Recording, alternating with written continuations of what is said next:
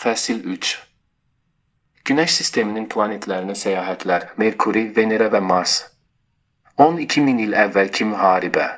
Maksim Rusan İrina Podzorova əlaqəçinin gündəliyi. Kirfiton bildirdi ki, 12 min il əvvəl Venera və Mars yaşayış üçün əlverişli idi. Bu planetlərdə uyğun atmosfer, mülayim iqlim, həm heyvan, həm də bitki aləmi mövcud idi. Mən öyrəndim ki, o dövrdə insanlıqla açıq əlaqədə olan qalaktikalar arası ittifaqın sivilizasiyalarının dəstəyi ilə həmin planetlərdə yerli koloniyalar yaradılmış və inkişaf etmişdi.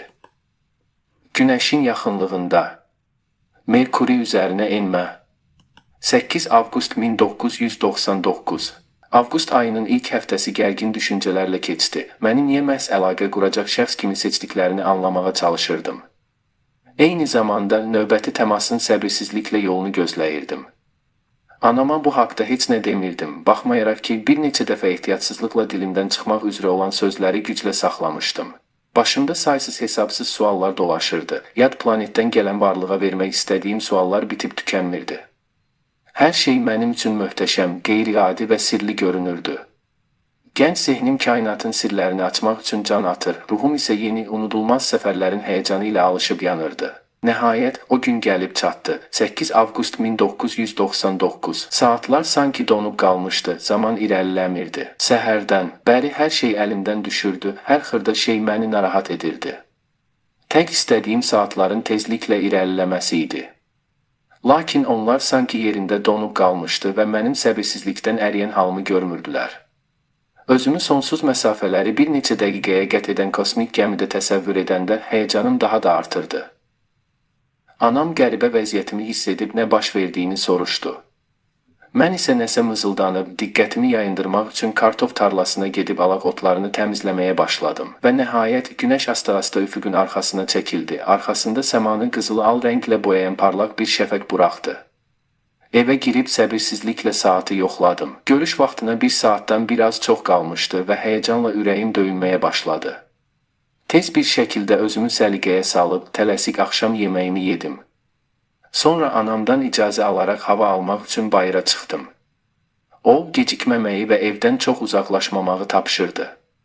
Lakin bir neçə dəqiqə sonra onun sözlərini unudub, addımlarım məni öz-özünə meşənin kənarına, mənim üçün sirli kosmodrom sayılan o sehirli çəmənliyə apardı. Artıq qaranlıq tam çöktü, amma bu məni qorxutmurdu. Meşənin sirli kölgələri belə mənə vahiməli gəlmirdi. Axı birazdan bura uzaq. Kosmosdan bir gəmi enəcək, içində isə mənim ağıllı varlıqlardan ibarət qardaşlarım olacaq. Görüş yerinə çatıb gözlərimi səmaya dikdim. Dərindən hiss edirdim ki, çox keçmədən ulduzların arasında olacağam. Zaman sanki donmuşdu, hər dəqiqə bir əsi kimi gəlirdi. Və nəhayət, az öncə göydə olmayan parlaq bir ağ ulduz birdən-birə peyda oldu. Hələ nə baş verdiyini dərk etməmişdim ki, o işıq birdən söndü və yerində qaranlıq bir uçan boşqabın silueti göründü. Nərdivanla yuxarı qalxarkən ürəyimin döyüntüsü elə güclü idi ki, sanki bütün meşə onu eşidirdi. Və budur, gəminin içindəyəm, lyuk arxamda dərhal bağlandı. Ətrafa göz gəzdirəndə Kirfitonu görmədim və pilot kabinəsinə tərəf addımladım. O, orada idi. Mən içəri daxil olanda o, mənə baxıb dedi. Salam. Əyləş, bugün Merkuri planetinə uçacağıq. Mən də ona salam verib stula oturdum, yan tərəfdəki tutacaqlardan möhkəm yapışdım. Çəkisizlik başladı. Bədənim biraz havaya qalxdı, başım gicəlləndi və yüngülcə ürək bulanma hiss etdim. Amma kosmosda olduğumun fərqində olmaq bütün bu narahatlıqları unutdururdu. Tezliklə çəkisizlik bitdi və Kirfiton dedi. Otağın ortasına keç. Dediyini etdim. Birdən yuxarıdan 2 hissəyə ayrılan elastik, lakin möhkəm bir kostyum endi. Hissələr bir-birinə bağlandı və mən ağ rəngli bir skafandrın içində oldum. Kostyum bədənimi tamamilə əhatə etdi, yalnız üzüm açıq qaldı. Gözlərimin qarşısında şəffaf, düzbucaqlı bir pəncərə vardı. Kirfitona baxdım, o, adi qara kombinezonunun üzərində bir qədər parıldayan başqa bir qara skafandr geyinmişdi. Onun da gözləri mənimki kimi şəffaf bir pəncərədən görünürdü. Gedək, dedi və çıxışa tərəf yönəldi. Müdafiə kostyumunun içində səsləri eyni aydınlıqla eşidirdim. Ayaqaltı lyuk açıq idi və biz nərdivanla Merkuri səthinə endik. İlk baxışdan məni valeh edən şey tünd bənövşəyi səmanın fonunda nəhəng görünən günəş oldu. O, yer kürəsində gördüyümüzdən təxminən 5 dəfə böyük idi və tamamən ağ rəngdə parlayırdı. Onun səthində isə yavaş-yavaş hərəkət edən bir neçə qaranlıq ləkə seçilirdi, sanki günəşin üzərində külək əsirdi. Təəccüblüdür ki, günəşə baxmaq gözlərimi yormurdu, nə sulanırdı, nə də gözlərimi qıymağa ehtiyac duyurdum. Günəşdən alov dilləri çıxır, ətrafda dalğalanaraq ilan kimi qıvrılırdı. Mən sanki hipnoz olunmuş kimi ağzım açıq halda bu tanış, amma eyni zamanda tamamilə yad və öz əzəməti ilə bir qədər qorxuducu olan səma cisminə baxırdım. Kirfitonun səsi məni xəyallardan ayırdı, ətrafı müşahidə et, sonra biz günəşə daha yaxın gedib onu daha yaxşı görəcəyik. Ətrafı nəzərdən keçirdim. Uçan boşqab tünd qəhvəyi torpaqlı bir düzənlikdə dayanmışdı. Ətrafda müxtəlif ölçülü boz daşlar səpələnmişdi, onlar kəskin və qatı kölgələr salırdılar. Mən bir daş götürdüm. O, gözlədiyimdən daha ağır idi, baxmayaraq ki, Merkuri yerə nisbətən daha az cazibə qüvvəsinə malikdir. Daşa diqqətlə baxdım, kənarları iti olan sadə bir boz qaya parçası idi. Sonra gücümü toplayıb onu üfüqdə ucalan qəhvəyi dağlara tərəf tulladım. Daş təxminən 15 metr uzağa düşdü. Biraz boşqabdan aralanıb geriyə baxdım. Merkuri tozunun üzərində addım izlərim görünürdü. Onlar adi daban izləri idi, heç bir xüsusi naxış olmadan. Öz-özümə astadan uzaq planetlərin tozlu yollarında izlərimiz qalacaq deyə mızıldanaraq yenidən boşqaba tərəf yönəldim. Kirfiton nərdivanın yanında dayanmışdı və mən ona çatanda Merkuri haqqında danışmağa başladı. Burada temperatur gündüz 500 dərəcəyə qədər yüksəlir, gecə isə demək olar ki, -200 dərəcəyə qədər düşür. Merkuri çox yavaş dönür, amma sizin yerili boyunca burada 4 yerliyi keçər. Mən maraqla onu dinləyirdim və başqa bir planetdə olduğum hər anı yadda saxlamağa çalışırdım. Merkuri kiçikdir, amma olduqca sıx və ağırdır, deyə davam etdi Kirfiton. Burada maqnit sahəsi və əsasən oksigen, hidrogen, lium və bəzi qələvi metalların təşkil etdiyi zəif bir atmosfer var. Maraqlıdır ki, gündüzlər buradakı dəhşətli istiyə baxmayaraq, bəzi dərin kraterlərdə günəş şüalarının heç vaxt çatmadığı əbədi buz təbəqələri mövcuddur. Bəli, maraqlıdır, başımı tərpədərək cavab verdim. Kirfiton nərdivana tərəf döndü. Gəlin, artıq vaxtıdır, dedi və sürətlə boşqabın içərisinə qalxmağa başladı. Mən son dəfə dağlarla əhatə olunmuş daşlarla dolu vadini, uzaqda olan dağ silsiləsini və bu planetin səmasında min illərlə hökmranlıq edən və ətrafındakı hər şeyi öz yandırıcı istiliyinə tabi edən nəhəng günəşi seyr etdim. Kirfitonla birlikdə yenidən pilot otağına daxil olduq. Skafandrlarımız 2 hissəyə ayrılaraq yuxarı qalxdı və tavan açılaraq onları içəri çəkdi. Oturmaq üçün stula yaxınlaşmaq istədim, lakin Kirfiton mənə yanında dayanmağı söylədi. Sonra o, idarə panelində nəyəsə toxundu və birdən yer ayağımın altından çəkildi. Mən tavana və döşəməyə toxunmadan havada qaldım, o isə sakitcə ayaq üstə dayanmağa davam etdi. Sonra o, məni pəncərəyə tərəf döndərdi, başımı tutub bu vəziyyətdə saxlamağa başladı. Mən pəncərədən sürətlə yaxınlaşan günəşi izləyirdim. O, göy üzünün yarısını tutduğunda gəmi dayandı. Mən pəncərəyə baxırdım, gözlərimi bu heyrətamiz mənzərədən ayıra bilmirdim. Alovun dilləri böyüdü və əyildi, daim tərpənirdilər. Mənə elə gəldi ki, günəşin səthi qaynayır, tünd ləkələr isə fırlanan dövranlara bənzəyir. Bu sizin ulduzunuzdur. Kirfiton danışmağa davam edərək başımı tutaraq izah etdi. O, bu galaktikadakı ən isti və ən böyük ulduz deyil, amma məhz buna görə də planetiniz ona bu qədər yaxın olmağa və yanmamağa imkan tapıb. Bəs bu ləkələr nədir? Soruşdum. Bunlar ulduzun temperaturunun biraz aşağı olduğu sahələrdir. Niyə orada temperatur düşür? Çünki maqnit enerjisi ulduzun atomlarından çıxan termon və enerjisi istilik və işıq enerjilərini yenidən atomlara göndərir. Buna görə atomların titrəyiş tezliyi azalır və temperatur aşağı düşür. Nəticədə plazmanın işıqlanması o qədər intensiv olmur. Maraqlıdır. Bəli, astrofizika çox maraqlı elmdir. Bu mövzuda sənə çox şey danışaram. Amma indi bizə geri qayıtmaq vaxtıdır. Bunu deyib o, əlimi buraxdı və idarə panelində nəyəsə toxundu. Mən hələ də pəncərədən baxmaqda idim. Günəş sürətlə kiçilməyə başladı, mən isə kabinənin ortasında havada asılı qalmışdım. Ehtiyatla hərəkət etməyə çalışdım, lakin başımı azca çevirdikdə və ya qəfil tərpəndikdə boğazımda ürək bulanma hissi yaranır, başım fırlanmağa başlayırdı.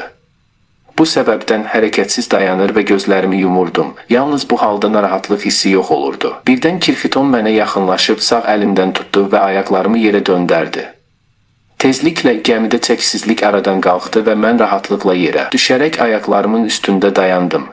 Günəş sürətlə kiçilməyə başladı. Mən isə kabinənin ortasında havada asılı qalmışdım. Ehtiyatla hərəkət etməyə çalışdım, lakin başımı azca çevirdikdə və ya qəfil tərpəndikdə boğazımda ürək bulanma hissi yaranır, başım fırlanmağa başlayırdı. Bu səbəbdən hərəkətsiz dayanır və gözlərimi yumurdum. Yalnız bu halda narahatlıq hissi yox olurdu. Birdən Kirfiton mənə yaxınlaşıb sağ əlimdən tutdu və ayaqlarımı yerə döndərdi. Tezliklə gəmidə çəksizlik aradan qalxdı və mən rahatlıqla yerə düşərək ayaqlarımın üstündə dayandım. Hər şey hazırdır, indi sənə vaxtıdır, növbəti əlaqə üçün səni gözləyirəm. Səyahət üçün təşəkkür edirəm, mən gülümsədim. Dəyməz. Bu mənim işimdir və ən sevdiyim məşğuliyyətdir. Əlaqə yaradıb insanlara kainatın sirlərini açmaq. Hələlik Kirfiton dedim və kabinədən gəminin dəhlizinə çıxdım. Görüşənədək arxadan səsləndi. Tərsinə gəmidən çıxıb meşəlikdəki açıq sahəyə adət etdiyim yolla evə doğru tələsdim. Anam məni təəccüblü dərəcədə sakit qarşıladı. Əslində yay üçün elə də gec sayılmayan bir saat idi. Saat 11-dən az keçmişdi. Axşam yeməyini yeyib yatağa uzandım və yuxuya getməyə çalışdım. Amma hələ uzun müddət gözlərimin qarşısında tünd ləkəli, böyük ağ günəş Merkuriya çəmənliyinin üzərində və uzaqda həmin çəhrayı dağ silsiləsi vardı. Üstündə isə tünd mavi səma. Nəhayət, yorğunluq üstün gəldi və mən yuxuya dalaraq həyatımda daha bir qeyri-adi günü geridə qoydum. Venera və Mars. Mən Günəş sistemi içindəki müharibə haqqında ilk dəfə eşidirəm. 12-18 avqust 1999-cu il. İndi biz Kirfitonla razılaşdırılmış yerdə həftədə 2 dəfə görüşürdük. O vaxtdan 20 il keçdi, amma şükürlər olsun ki, yazdıqlarım mənə bir çox detalları xatırlamağa kömək edir. 12 avqustda biz Veneranı ziyarət etdik. Qalın bulud təbəqəsini yarıb keçdikdən sonra gəlimiz sonsuz görünən düzənliyin üzərində dayandı. Yerin rəngi sarımtıl idi. Çölə çıxmadan əvvəl təbii ki, bizə qoruyucu kostyumlar geyindirildi. Gəminin yaxınlığında Kirfitonun dediyinə görə səthdə temperatur 300 dərəcə Selsi idi. Venera mənə xüsusi təsir bağışlamadı, orada baxmağa heç bir şey yox idi. Amma Kirfiton dedi ki, 12 min yerli il əvvəl həm Venera, həm də Mars yaşamağa uyğun idi. Bu planetlərdə həyat üçün əlverişli atmosfer, yumşaq iqlim, heyvan və bitki aləmi mövcud idi. Mən öyrəndim ki, o dövrdə bizim qalaktikamızın ulduzlararası ittifaqının sivilizasiyaları ilə açıq əlaqədə olan yer üzündən olan insanlarla bu planetlərdə koloniya qurulub və inkişaf etdirilib. Bu, planetlərdə yad planetlilərin də bazaları vardı. Lakin 12 min il əvvəl Günəş sistemimizdə yad planetli sivilizasiyalar arasında müharibə başlandı və bu müharibə 130 il davam etdi. Müharibə gözlənilmədən Selbet planetindən olan reptiloid sivilizasiyası tərəfindən başladı. Onlar bizim ilkin atalarımızdan biri idi və düşündülər ki, bizləri yaradan digər sivilizasiyalar səhv etmişdir və bizi məhv etmək lazımdır. Onların fikrincə biz çox aqressiv olmuşuq və kosmosa çıxaraq bütün qalaktikaya təhdid yaradacağıq. Hücum təkcə yerlə məhdudlaşmadı, həmçinin Venera və Marsa da zərbə vuruldu və nəticədə onlar bugün bildiyimiz qədər yaşamağa qeyri-uyğun hala gəldilər. Veneranın demək olar ki, bütün sakinlərini uzaq Tisaru planetinə köçürməyi bacardılar. Orada yerə bənzər şərait mövcuddur və indi orada keçmiş yer sakinlərindən ibarət yüksək inkişaf etmiş bir sivilizasiya formalaşıb və bu ulduzlararası ittifaqa daxildir. Marsdan isə demək olar ki, heç kim köçürülmədi. Bu müharibə barədə daha ətraflı məlumatı bu fəslin ikinci hissəsində öyrənəcəksiniz. Venera səyahətindən 6 gün sonra 18 avqustda Kirfiton mənə Marsı göstərdi. Orada da qoruyucu kostyumlarda idik. Kirfiton gəmidə olan güclü mikroskopdan necə istifadə etməyi izah etdi və mən bu planetin torpağında bütün canlılar məhv olduqdan sonra qalan kiçik yaşıl mikroorqanizmləri görüb, sonra onları gündəliyimə çəkdim. Toz fırtınası zamanı onlar torpaqda 25 santimetrə qədər dərinlikdə gizlənirlər. Marsa uçduqdan sonra mən həmçinin öyrəndim ki, 12 min il əvvəlki müharibə bütün Günəş sisteminin quruluşunu dəyişdirdi. Beləliklə, Venera artıq həyat olmayan planetdən gələn asteroidin təsiri ilə Günəşə daha yaxınlaşdı. Mars isə tərsinə Yupiterin təsiri altında indi bizim ulduzdan daha uzaqdadır. Lakin Marsla tanışlığım bununla bitmədi. 2021-ci ilin iyul ayının sonunda mən Kirfitonla birlikdə ikinci dəfə Marsa səyahət etdim. Bu dəfə Ulduzlararası İttifaqın Əlaqə Şurasının istəyi ilə. Cassiopeia proqramının administratorları xüsusi suallar hazırlamışdılar və mən qırmızı planetə səfərim zamanı bu suallara cavab tapmalı idim. Özümlə Marsın çap olunmuş xəritəsini götürmüşdüm və Kirfitonun köməyi ilə hələ onun gəmisinin içində olarkən getməli olduğumuz yerləri qeyd edirdim. Bu yerlər bizim administratorlarımızın xüsusi maraq göstərdiyi məkanlar idi. Mən təkcə bu qədim mədəniyyət izlərini görməklə kifayətlənmədim, həm də o dövrdəki müharibə nəticəsində məhv olmuş yerli insan koloniyalarından birinin qalıqlarına əllərimlə toxundum. Kirfiton xəritədə xüsusi nöqtələri də işarələdi. Buradakı süni cihazlarımızın yerin səthində və ya bir qədər dərinlikdə asanlıqla müxtəlif artefaktlar aşkarlaya biləcəyi ərazilər. Bunlara o dövrdə baş vermiş döyüşlərdə məhv olmuş yad planetli gəmiləri də daxildir. Mənə əslində Mars Sfinksinin nə olduğu barədə məlumat verildi. Daha sonra biz Selbek sivilizasiyasının Marsın alt qatında yerləşən bazasını ziyarət etdik. Sonda Cassiopeia komandası tərəfindən verilmiş tapşırıq çərçivəsində Kirfiton məni artıq fəaliyyətini başa vurmuş yerüstü tədqiqat aparatlarından birinin yerləşdiyi Meridian dənizinə apardı. Biz həmin cihazı yaxından incələdik və onun qismən qumla örtüldüyünü müşahidə etdik. Sonradan bizim administratorlar və izləyicilər müəyyən etdilər ki, bu 2019-cu ilin fevral ayında missiyasını başa vurmuş Amerika istehsalı Opportunity Mars oxudu idi. Mən yaxşı başa düşürəm, əziz oxucular, ki, bir çoxunuz üçün mənim fiziki səyahətlərim və yuxarıda verdiyim bütün məlumatlar tamamilə fantastika kimi görünə bilər. Bircə məsləhətim var, internetdəki bütün materiallarımızı diqqətlə araşdırın, bəlkə də bu zaman baxış bucağınızı tamamilə dəyişərsiniz. Və başlamaq üçün məhz bizim YouTube kanalımızda yerləşən 3 videoya baxa bilərsiniz. Burada mən Marsa ikinci səfərimin bütün detallarını izah edirəm. Bu yazıda isə qeyd olunmayan məsələlərə toxunuram. Mən artıq sizin ənənəvi sualınızı eşidirəm. Bəs bu uçuşun fiziki sübutları hardadır? Fiziki sübutlar barədə cavab da bu kitabda veriləcək. Əlbəttə, 1999-cu ildə Kirfitondan aldığım və məktəbdə bizə öyrədilənlərdən tamamilə fərqli olan bəşəriyyətimizin tarixi barədəki məlumatlar mənim üçün həqiqətən də böyük bir kəşf oldu. Bundan əlavə, heç ağlıma da gəlməzdi ki, Marsa səyahət etmək mənim yer üzündəki həyatımda bir sıra digər mühüm hadisələrin başlanğıcı olacaq. Amma buna biraz sonra qayıdacağam. İndi isə sizə qədim miflərdə, əfsanələrdə və yazılarda qismən əks olunmuş o qorxunc fəlakətin artıq mənə məlum olan detalları barədə məlumat vermək istəyirəm. Bizim həqiqi tariximiz, galaktikanın yad planetli sivilizasiyaları. 12 min il əvvəl baş vermiş qlobal fəlakət bizə dünyəvi sel kimi tanınan hadisə.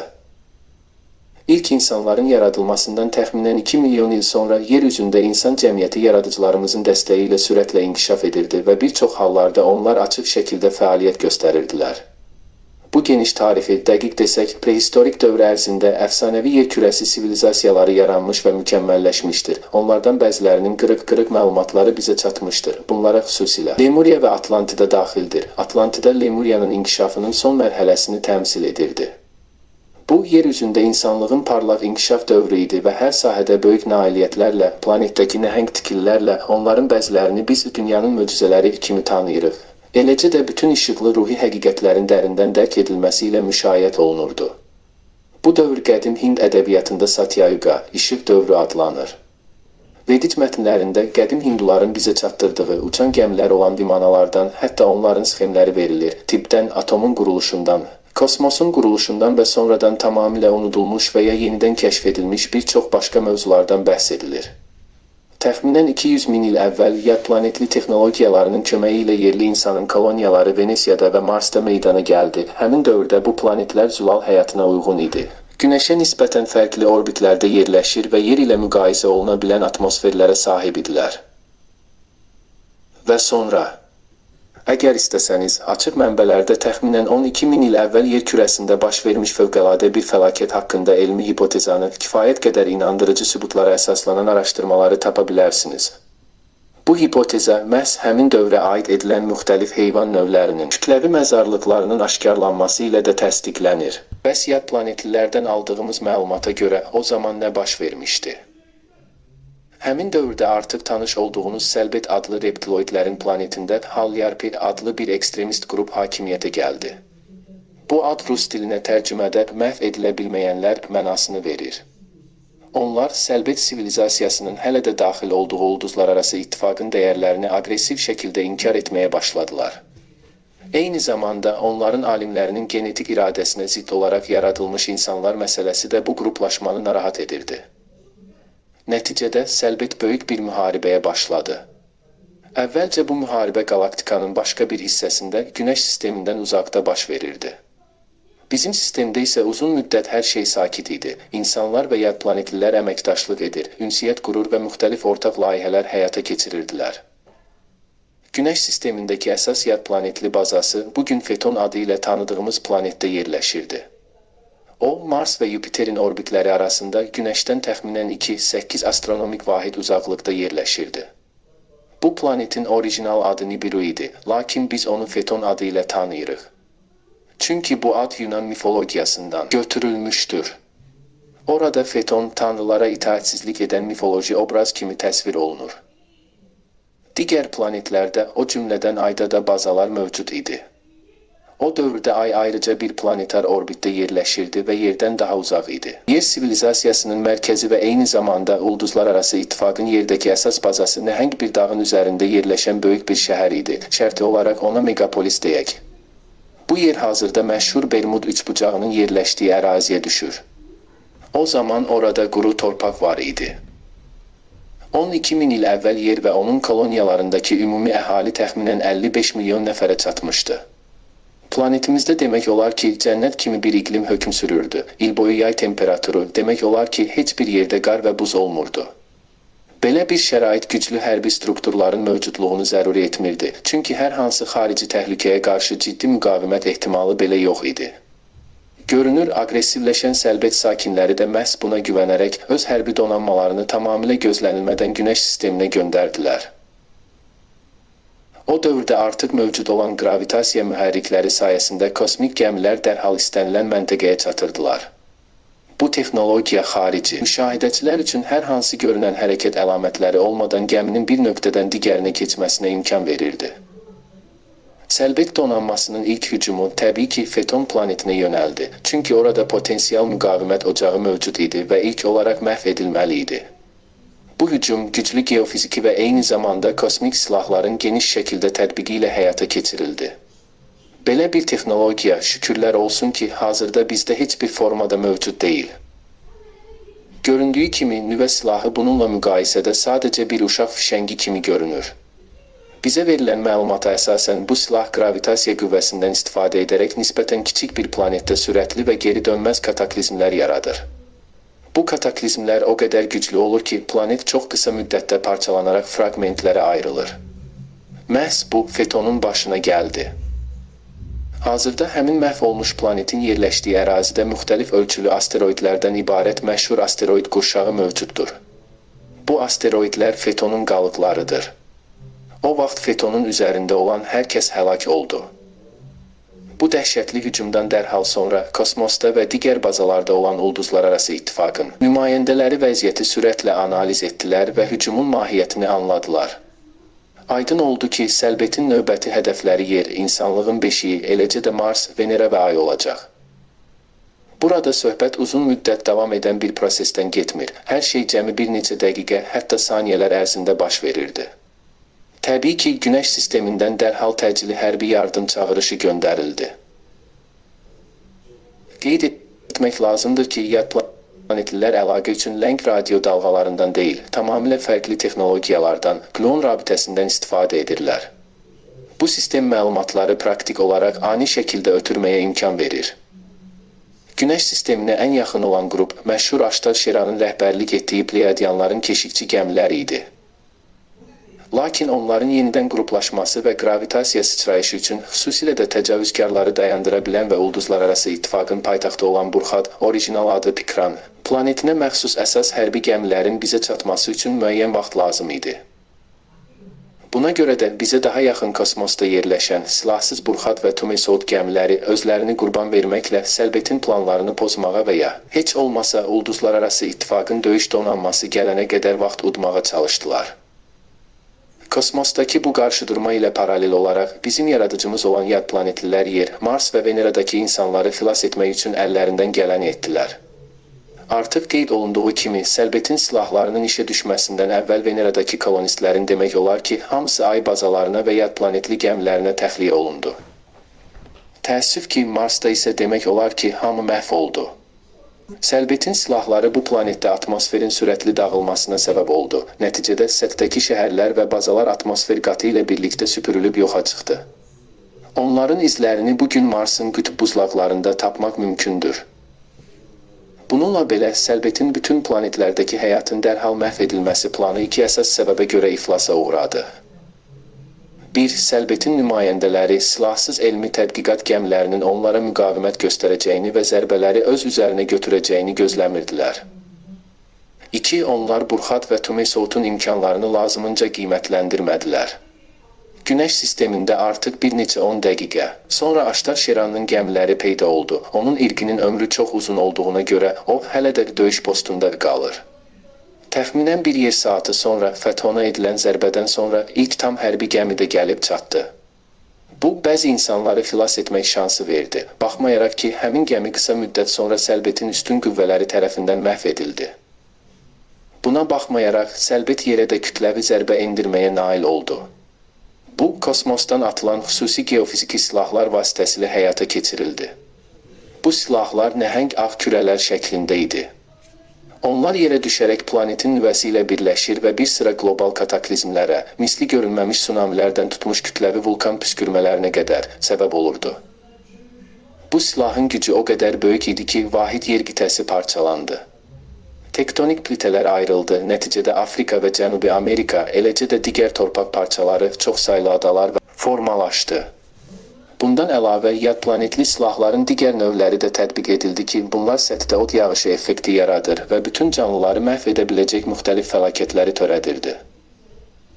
İlk qorxunc zərbələrdən biri isə bilavasitə yer sivilizasiyasının paytaxtına, indiki Bermud, üçbucağının yerləşdiyi əraziyə endirildi.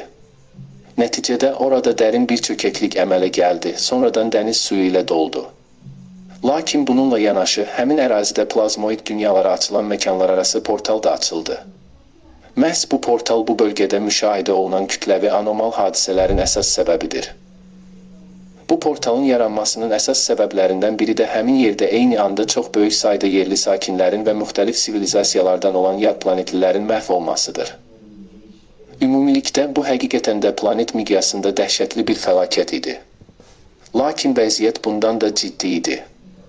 Səlbetlilər öz gəmilərinin yaratdığı gravitasiya sahəsi vasitəsilə yer kürəsinin orbitini dəyişdirdilər və o, günəşdən uzaqlaşmağa başladı. Planetdə iqlim kəskin şəkildə dəyişməyə başladı, soyuq fəsillər meydana çıxdı, qar yağmağa başladı. Ən vacibi isə o idi ki, yer kürəsinin orbiti ayın orbitinə yaxınlaşdı. Daha əvvəl qeyd edildiyi kimi, o zaman ay ayrıca bir planet idi. Bütün bu hesablamalar yer ilə ayın toqquşmasını və hər iki planetin tamamilə məhv edilməsini nəzərdə tuturdu. Bir müddət ay yerdən hazırki məsafədən 4 dəfə yaxınlaşdı. Təbii ki, bu nəhəng qabarma və çəkilmələrə səbəb oldu. Bu hadisədən əvvəl yerdə qabarma və çəkilmə fenomeni mövcud deyildi. Eləcə də atmosferdə ümumi pozuntular baş verdi. Nəticədə məhz həmin məşhur dünya tufanı və ya bir neçə ardıcıl tufanlar baş verdi. Burhadlilər və Tumesautlular öz gəmilərində mümkün qədər çox yer sakinini xilas etməyə çalışır. Onları yerə aid olmayan bazalara və digər planetlərə aparırdılar. Eyni zamanda yer kürəsinin flora və faunasının nümunələri də xilas edilirdi. İnsanların və planetin genofondunun qorunmasına həmçinin yerli sakinlər özləri də kömək edirdi. Onlar yad planetlilərin gəmilərində əhali və heyvanların təcili təxliyəsini təşkil edirdilər. Bu hadisə Nuh və onun gəmisi ilə bağlı əfsanədə də öz əksini tapıb. Nuh çox güman ki, həmin xilas edicilərdən biri olub və eyni zamanda bu obraz həmin dövrdə bu işlə məşğul olan bütün xilas ediciləri simvolizə edir. Burxad və Tumesautun kosmik gəmiləri Səlbetə qarşı birgə mübarizə apararaq güclü gravitasiya sahəsi yaratmağa müvəffəq oldular. Bu sahə yer və ayın bir-birinə yaxınlaşmasını dayandırdı. Onlar yer kürəsini yeni, indiki orbitinə yerləşdirə bildilər və ay yer kürəsinin cazibə qüvvəsinə düşərək onun peykinə çevrildi. Əlavə düzəlişlərdən sonra bizim hazırki kosmik vəziyyətimiz formalaşdı.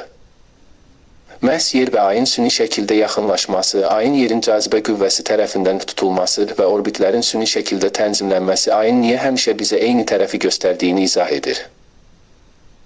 Bizə ötürülən məlumata əsasən kosmosdan atılan silahlardan sonra Səlbetin silahlı dəstələri yer səthinə enərək bir növ təmizləmə əməliyyatı həyata keçirməyə çalışdılar. Bu, kütləvi hücum olmasa da yer səthində Səlbet və digər yaradanlarımız arasında açıq qarşıdurmalar baş verirdi. Bu hadisələrin detalları haqqında daha ətraflı məlumat yeni kitablarımızda və internet resurslarımızda tapa bilərsiniz. Beləliklə, Günəş sistemində və xüsusilə yer kürəsində qlobal müharibə baş verdi. Bu müharibə təkcə yer kürəsinin deyil, bütövlükdə Günəş sistemimizin bu hissəsinin simasını dəyişdirdi. Bu, qədim əfsanələrdə və nağıllarda bizə çatan tanrıların müharibəsi idi. Nəticədə böyük itkilər bahasına da olsa, ulduzlararası ittifaqın qüvvələri həmin dövrdə aqressivləşmiş Səlbet üzərində qələbə çalmağa müvəffəq oldular. Bu planetin sivilizasiyası təcrid olundu və ulduzlararası ittifaqdan çıxarıldı. Sonradan məlum oldu ki, bu müddət 250 yer ili davam edib. İlk hücumun Fəton planetinə endirilməsindən bütün hərbi əməliyyatların tam dayandırılmasına qədər təxminən 130 il keçdi. Lakin planetlərə kosmosdan endirilən zərbələrlə müşayiət olunan müharibənin ən aktiv fazası cəmi bir neçə yer sutkası çəkdi. Yer kürəsində və digər planetlərdə 55 milyon insanın cəmi 10 mini xilas edilə bildi. İnsanlar həm bu dəhşətli silahların birbaşa təsirindən, həm onların yaratdığı kataklizmlərdən, həm də qəfil iqlim dəyişikliyinin ağır nəticələrindən həlak oldular, çünki bu dəyişikliklərə tamamilə hazırlıqsız idilər. Yer kürəsində və Günəş sistemində xilas olunmuş insanlarla yanaşı, təxminən 20 min dost yad planetli də həyatını itirdi. Səlbetin itkiləri isə cəmi 5 min nəfər oldu, çünki onların əskərləri yaxşı qorunan hərbi gəmilərdə yerləşirdi və gözlənilməz hücuma məruz qalmadılar. Yer üzündən qədim sivilizasiyalar bütün nailiyyətləri ilə birlikdə tamamilə silindi. Onların arasında əfsanəvi Atlantida da var idi. Onun məhvi Platonun məşhur dialoqlarında qeyd etdiyi tarixlə üst-üstə düşür. Bir neçə 10 illik keçdikdən sonra, yer kürəsində baş vermiş fəlakətlərin təsiri nisbətən səngiyəndən sonra sağ qalan insanlar geri qaytarıldı. Daha əvvəl qeyd edildiyi kimi, əcdadlarımızın bir hissəsi uzaq Tisar planetinə aparılmışdı. Xarici görünüşcə onların nümayəndələri bizdən demək olar ki, fərqlənmir və bəzən bizi araşdırmaq və inkişaf etdirmək məqsədli yerə uzun müddətli səfərlər edirlər. Bu planetin ən tanınmış nümayəndələrindən biri bizdə Saint-Germain adı ilə tanınırdı. O, qeyri-adi biliklərə malik olan və rəsmi tərcümeyi halı olduqca müəmmalı görünən sirli fransız qrafı idi. Əslində o ölməmişdi, onun ölümü və dəfni səhnələşdirilmişdi. O, sadəcə missiyasını tamamlayaraq Tisara planetinə geri qayıtdı. Bu planetdə ulduzlararası ittifaqın alimlərinin nailiyyətləri sayəsində ömür uzunluğu bizimkindən qat-qat çoxdur. Bu səbəbdən Saint-Germain hələ də sağdır və dəfələrlə bizimlə astral bədən vasitəsilə əlaqəyə keçib. Bundan başqa, mən Kirxitonla birlikdə Tisaradakı evində olmuşam. Bununla bağlı ətraflı hekayəni bizim YouTube kanalımızda tapa bilərsiniz. Bir neçə 100 il sonra Səlbetdə vəziyyət dəyişdi. Ekstremistlər hakimiyyəti itirdilər və reptiloid sivilizasiyası onların xahişi ilə yenidən ulduzlararası ittifaqa qəbul edildi. Səlbetlilər digər sivilizasiyalara qarşı apardıqları müharibəni səhv hesab etdiklərini etiraf etdilər. Hal-hazırda Səlbetin reptiloidləri ulduzlararası ittifaq tərəfindən aparılan bir çox tədqiqatların fəal iştirakçısıdır. Onların yer kürəsinə münasibəti ümumilikdə hörmət və dostluq çərçivəsindədir. Ayrı-ayrı Səlbetlilərin fikirləri birmənalı olmasa da, hər halda artıq uzun müddətdir ki, Səlbetin yerə qarşı heç bir aqressiyası yoxdur. Digər bəzi sivilizasiyalardan fərqli olaraq, onların yer kürəsində öz bazaları da yoxdur. Səlbetlə olan hərbi münaqişələr qalaktikada xüsusi bir ad aldı. Səlbetin Günəş sistemindəki burxat koloniyaları ilə müharibəsi. Yerə gəldikdə isə müharibədən bir neçə 100 il sonra bir qrup insan öz yaradıcılarının ayda yerləşən bazalarına çatmaq üçün bir cəhd etdi. Onlar hələ müharibədən əvvəl bilinən və nəsildən nəsilə ötürülən nüvə yanacağı texnologiyasından istifadə edərək kosmik gəmi inşa etdilər. Lakin bu gəmi çox qeyri-kamil idi. Həm insanlar, həm də planetin ekologiyası üçün təhlükə yaradırdı. Buna görə də bizim ulduz qardaşlarımız bu məsələyə müdaxilə etməyə və insanlara izah etməyə qərar verdilər ki, hələ səmalara uçmaq vaxtı deyil, çünki onların doğma yeri hələ tam kəşf edilməmişdi. Məhz bu hadisə daha sonra Musanın özü bizim yaradıcılarımızdan aldığı Babil qülləsi mifində əks olundu. Yad planetlilər insanlara bildirirdilər ki, onlar əvvəlcə yer kürəsini tam mənimsəməli, şəhərlər inşa etməyi öyrənməli və yalnız bundan sonra daha mükəmməl kosmik gəmilər yaratmağa başlamalıdırlar. Ən əsası isə insanlar bir-biri ilə sülh və harmoniya içində yaşamağı öyrənməli idilər. Ancaq bundan sonra onlara öz yaradıcıları ilə birlikdə kainatı araşdırmaq hüququ veriləcəkdi. İnsanlar bu fikirlərin ədalətli olduğunu qəbul etdilər və Tanrı saydıqları varlıqlardan onlara dəyişmiş planetdə həyat qurmaq və yeni dünyalarını abadlaşdırmaqda kömək etmələrini istədilər. Aparıcı psixoloqlar və fizioloqlar ulduzlararası ittifaqda qərara gəldilər ki, əvvəllər vahid bir irq olan yerli insanları bir neçə fərqli irqlərə ayırsınlar. Bu qərarın iki əsas məqsədi var idi. Bir tərəfdən insanları yer kürəsinin müxtəlif bölgələrində yaranmış fərqli iqlim şəraitinə uyğunlaşdırmaq, digər tərəfdən isə bir çox gənc irqin ulduzlararası ittifaqa qoşulmasına əsas maneə olan ksenofobiya ilə mübarizəyə başlamaq. Beləliklə, kiçik süni genetik mutasiyalar vasitəsilə əvvəllər vahid olan yerli insan irqindən 4 əsas irq yaradıldı.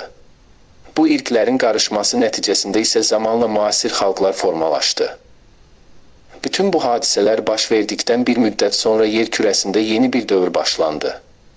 Bu dövrün tarixi bizə müəyyən qədər çatıb, lakin daha çox təhrif olunmuş formada.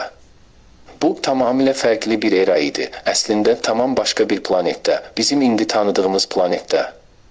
Biz, insanlar, artıq yad planetlilərə əvvəlki kimi etibar etmirdik, çünki baş verən hadisələrin bütün dəhşətini özümüzdə hiss etmişdik. Zaman keçdikcə bizim əsas duyğularımızdan biri qorxuya çevrildi və o, sevgi hissini kölgədə qoydu. Bu, təkcə konkret bir şeyə qarşı qorxu deyildi. Qorxu, ümumi anlayış kimi insan davranışlarını formalaşdıran əsas motivasiyaya çevrildi. Məhz bu səbəbdən açıq şəkildə yad planetlilərlə olan təmaslar tədricən dayandı. Bunun əvəzinə onlar yalnız vibrasiya səviyyəsinə görə özlərinə uyğun gələn fərdi insanlarla əlaqə qurmağa başladılar. Yəni, hər şeydən əvvəl qorxu hissi olmayan insanlarla. Və indi, bu vacib hekayənin sonunda, mən sizə tez-tez verilən əsas suallardan birinə cavab vermək istəyirəm. Bu sual, ilk dəfə oxuduğunuz bu məlumat haqqında eşidən bir çox savadlı insan tərəfindən tez-tez soruşulur. Onların tamamilə haqlı olaraq belə bir sualı var. Əgər təsvir olunan bütün bu hadisələr yer kürəsinin nisbətən yaxın keçmişində baş veribsə, onda izotopların parçalanma sürətinə əsaslanan müxtəlif tapıntıların radiokarbon analizləri niyə qat-qat qədim tarixləri göstərir? Bu suala bizə çox dəqiq cavab verilib. Məsələ burasındadır ki, selbetlilərin ən güclü gravitasiya silahı o qədər güclü idi ki, materiyanın müəyyən xüsusiyyətlərini atom səviyyəsində dəyişdirdi. Nəticədə alimlərin hazırki metodlarla apardıqları radiokarbon analizləri tamamilə yanlış nəticələr verir və hadisələrin gerçək tarixini əslindən çox daha qədim göstərir. Cassiopeia proyekti çərçivəsində əldə olunan bütün biliklərə münasibətdə olduğu kimi, sizin də burada fərqli, öz fikrinizə sahib olmaq tam hüququnuz var, lakin mən yalnız səmimi şəkildə əldə etdiyim məlumatları sizə ötürürəm və şəxsən bir çox səbəbə görə bu informasiyaya tam və qəti şəkildə güvənirəm.